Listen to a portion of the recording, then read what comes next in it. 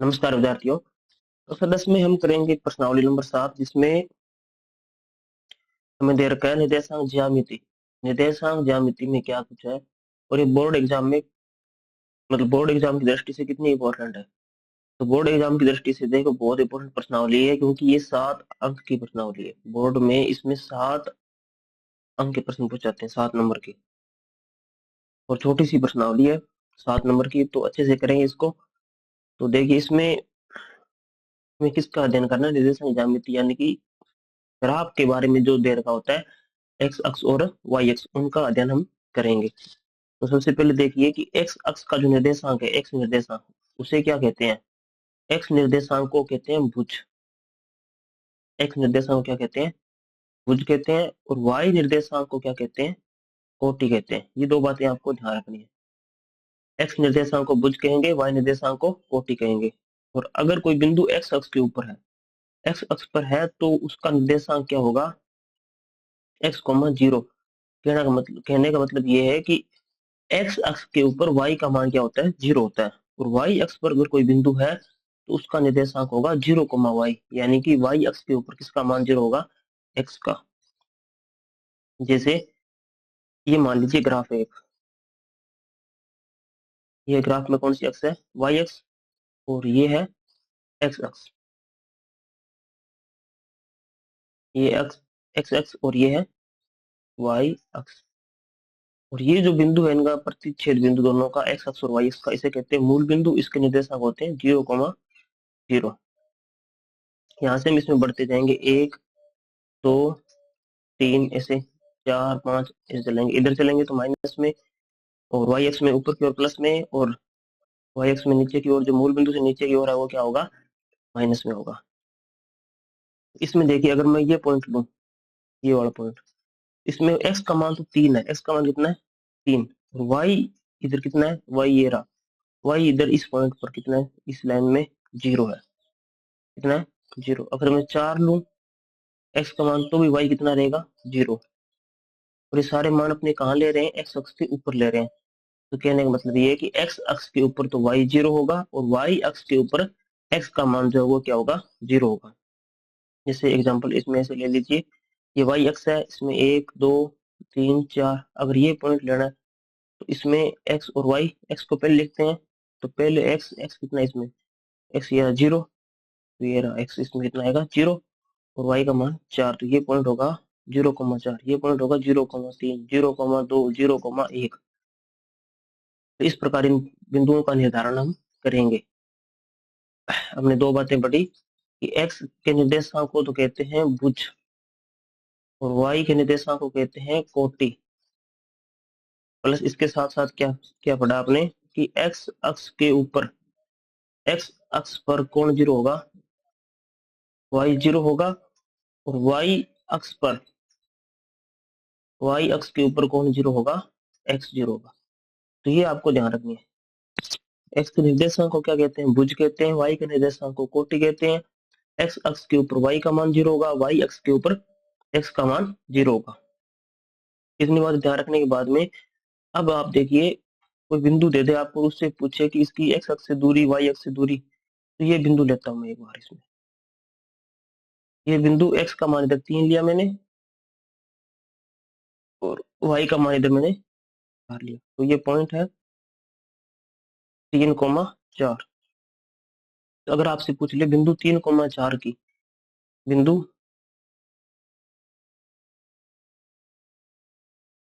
3,4 की,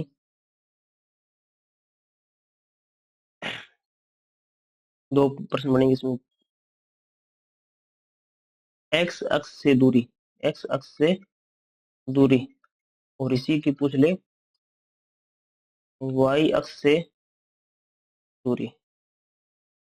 तो दूरियां क्या क्या आएगी, तो इस बिंदु की एक्स अक्ष से दूरी, एक्स अक्ष ये रही, एक्स अक्ष ये है, तो ये दूरी पूछिए आपसे, ये दूरी कितनी है, ये दूरी जो वाई के निर्देशांक में ये यहाँ पर है, इसके बराबर है।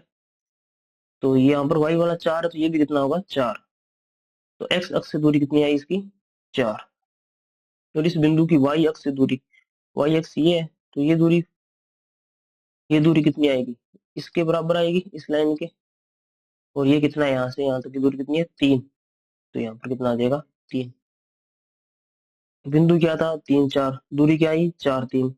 यानी कि कहने की बात यह है कि आपको ये सीधा ध्यान रखना, ग्राफ नहीं बनाना। आप सीधा बता सकते हो कि अगर एक्स अक्ष से दूरी पूछे तो वाई वाला निर्देशांक लिख देंगे, और वाई अक्ष से दूरी पूछे तो एक्स वाला निर्देशांक हम लिख देंगे। तो इसकी देखो, एक्स निर्देशांक तो 3 है और वाई निर्देशांक 4 है। एक्स अक्ष से दूरी पूछिए तो वाई का निर्देशांक बता दिया कितना 4, और वाई अक्ष से दूरी पूछी तो एक्स का निर्देशांक बता दिया कितना 3। तो ये दूरी का प्रश्न भी आप ध्यान रखना, एक प्रश्न मतलब आ सकता है इसका, 1 नंबर का छोटा सा प्रश्न, तो ये भी आप ध्यान रखना। अब एक पॉइंट और है इसमें, अगर कोई बिंदु आपको दिया है -4,6 की वाई अक्ष से दूरी, तो आपको सीधा सा पता है कि वाई अक्ष से दूरी पूछी है तो वाई के निर्देशांक को छोड़ के एक्स का निर्देशांक बता देंगे। तो एक्स का निर्देशांक कितना है यहाँ पर -4, -4 इकाई दूरी, तो माइनस इकाई मीटर में होती है या सेंटीमीटर में, किलोमीटर कुछ भी हो सकती है, तो माइनस इसके आगे लगा हुआ है इसके अकॉर्डिंग मान लो एक बार। तो दूरी क्या बनेगी -4 किलोमीटर, -4 सेमी, -4 मीटर। तो क्या दूरी ऋणात्मक होती है? दूरी कभी भी ऋणात्मक नहीं होती। तो माइनस को आप माइनस नहीं लिखोगे, माइनस वाले को आप प्लस करके लिखोगे, ये आपको खासकर ध्यान रखना है। जो माइनस की संख्या आएगी उसको प्लस लिखना है, क्योंकि दूरी हमेशा ही क्या होती है धनात्मक होती है। तो माइनस वाले को आप प्लस में कन्वर्ट करोगे, इतना आपको ध्यान रखना है। कुल मिलाकर इसका बेसिक जो है वो हमने इतना ही है कर लिया। एक फॉर्मूला इसका दूरी सूत्र का, वो हम अब देखेंगे। देखो, ग्राफ के अंदर आपको कोई 2 पॉइंट दिए हैं। एक पॉइंट दिया ये x1, y1, तो दूसरा पॉइंट यहाँ दिया है x2, y2। ये पॉइंट मान लो P है और ये पॉइंट Q है। पॉइंट का नाम P है और इसके निर्देशांक x1 y1, पॉइंट का नाम Q है और निर्देशांक x2 y2।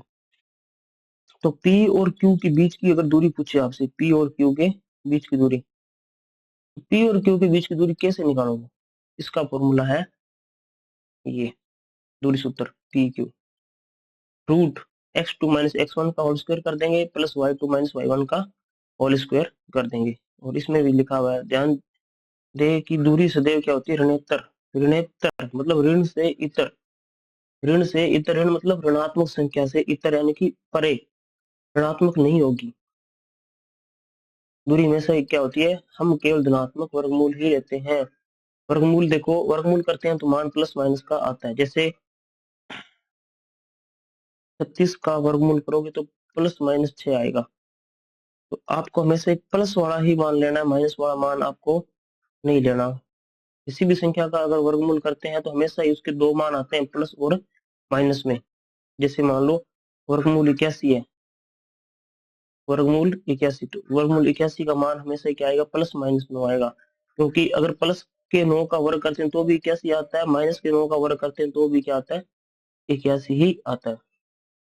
इस वजह से तो इसमें आपको माइनस वाला मान नहीं लेना, प्लस वाला मान ही रखना।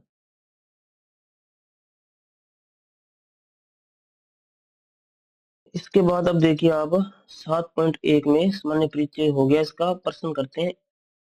बिंदुओं या निम्नलिखित युग्मों के बीच की दूरियां ज्ञात कीजिए। दूरियां आपको ज्ञात करनी है, बिंदुओं के युग्म आपको इसमें दे रखे हैं। तो प्रश्न नंबर 1 में बिंदु दे रखा आपको। पहला बिंदु P मान लो 2,3, दूसरा बिंदु Q मान लो 4,1। तो पहले में आपको मिलेंगे x1 और y1, तो x1 ये y1 ये, तो 2,2 और 3। दूसरे में मिलेंगे x2 और y2, x2 4 और y2 1। तो ये मान मिल गया।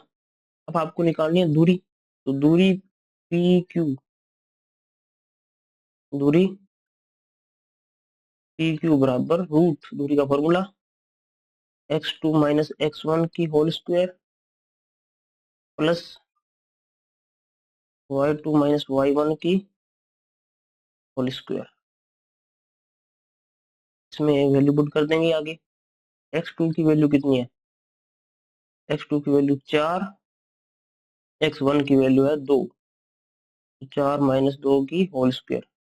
y2 की वैल्यू 1, y1 की वैल्यू 3, और उस पर आएगी स्क्वायर।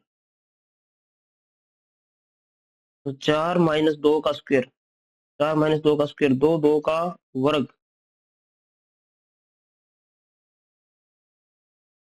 4 माइनस 2 यानी कि 2 बचेगा, और 2 का वर्ग, प्लस 1 माइनस 3, तो माइनस 2 बचेंगे, और उस पर भी क्या आएगा? वर्ग, और वर्गमूल कर देंगे।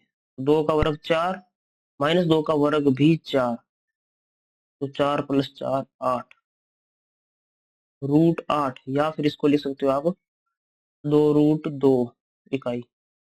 तो ये है इसकी दूरी। दोनों में से जो भी आंसर आपको बुक में हो वो मैच कर लेंगे, तो ये इसकी दूरी आ जाएगी। तो दूरी सूत्र पढ़ लिया, और इस प्रकार दूरी सूत्र का यूज भी हमने एक क्वेश्चन में देख लिया। एक बार फिर से रिपीट कर देता हूँ बेसिक जानकारी आपको, और बाकी ये क्वेश्चन जो है वो कल की क्लास में हम करेंगे। कि इसमें हमको दो बातें ध्यान रखनी है। सबसे पहले तो ध्यान रखना है कि एक्स के निर्देशांक को क्या कहते हैं? भुज, और वाई के निर्देशांक को कहते हैं कोटि। एक्स अक्ष पर तो वाई का मान 0 होगा, और वाई अक्ष के ऊपर एक्स का मान 0 होगा। इतनी बातें क्लियर है। और एक दूरी पूछ लिया आपसे, तो अगर एक्स अक्ष से दूरी पूछेगा तो वाई का निर्देशांक लिख देंगे। क्या लिख देंगे? वाई निर्देशांक। और अगर वाई अक्ष से दूरी पूछे तो क्या लिखेंगे? एक्स निर्देशांक हम बता देंगे। और एक बात का ध्यान रखना कि दोनों ही हमेशा किस में लेने हैं? धनात्मक लेने हैं। दोनों ही क्या लेने हैं? धनात्मक, यानी कि पॉजिटिव वैल्यू रखनी है।